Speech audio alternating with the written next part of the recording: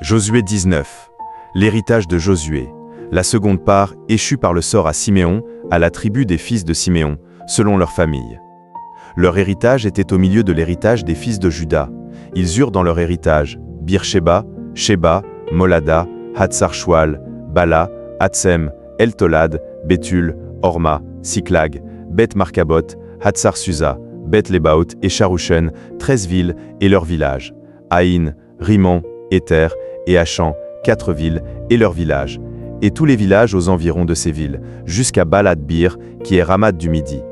Tel fut l'héritage de la tribu des fils de Siméon, selon leur famille. L'héritage des fils de Siméon fut pris sur la portion des fils de Juda, car la portion des fils de Juda était trop grande pour eux, et c'est au milieu de leur héritage que les fils de Siméon reçurent le leur.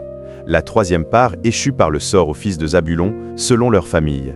La limite de leur héritage s'étendait jusqu'à Sarid.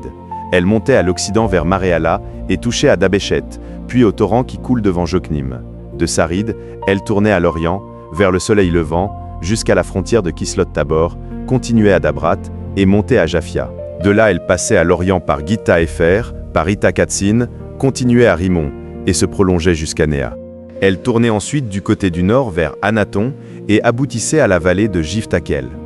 De plus, Katat, Nahalal, Shimron, Jidéala, Bethléem. 12 villes et leurs villages. Tel fut l'héritage des fils de Zabulon, selon leur famille, ces villes-là et leurs villages. La quatrième part échut par le sort à Issachar, aux fils d'Issachar, selon leur famille. Leurs limites passaient par Jizril, Kézulot, Sunem, Apharaïm, Shion, Anacharat, Rabit, Kishjon, Abès, Rémet, Anganim, Anhada et Beth-Patset. Elle touchait à Tabor, à Shakatsima, à Beth-Shemesh, et aboutissait au Jourdain. 16 villes et leurs villages. Tel fut l'héritage de la tribu des fils d'Issachar, selon leur famille, ces villes-là et leurs villages. La cinquième part échut par le sort à la tribu des fils d'Azer, selon leur famille. Leurs limites passaient par Elkat, Ali, Béten, Akshaf, Alamelech, Ahmed et Michéal.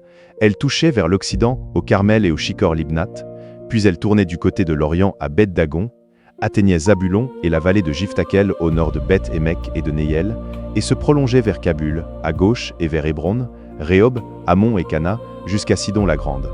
Elle tournait ensuite vers Rama jusqu'à la ville forte de Tyr et vers Ossa pour aboutir à la mer par la contrée d'Aksib. De plus, Huma, Aphek et Rehob. 22 villes et leurs villages. Tel fut l'héritage de la tribu des fils d'Azer, selon leur famille, ces villes-là et leurs villages. La sixième part échut par le sort aux fils de Nephtali selon leur famille. Leurs limites s'étendaient depuis Éléph, depuis Allon, par Tsaananim, Adami-Nekeb et Jabnil, jusqu'à Lakoum, et elle aboutissait au Jourdain. Elle tournait vers l'occident à Aznot-Tabor, et de là continuait à Hukok. Elle touchait à Zabulon du côté du Midi, à Azer du côté de l'Occident, et à Juda. Le Jourdain était du côté de l'Orient. Les villes fortes étaient Tsidim, Tser, Hamat, Rakat, Kinneret, Adama, Rama, Hatzor, Kedesh, Edrei, Anatsor, Jiréon, Migdalel, Orem, Bethanat et Beth-Shemesh. 19 villes et leurs villages. Tel fut l'héritage de la tribu des fils de Nephtali, selon leur famille, ces villes-là et leurs villages. La septième part échut par le sort à la tribu des fils de Dan, selon leur famille.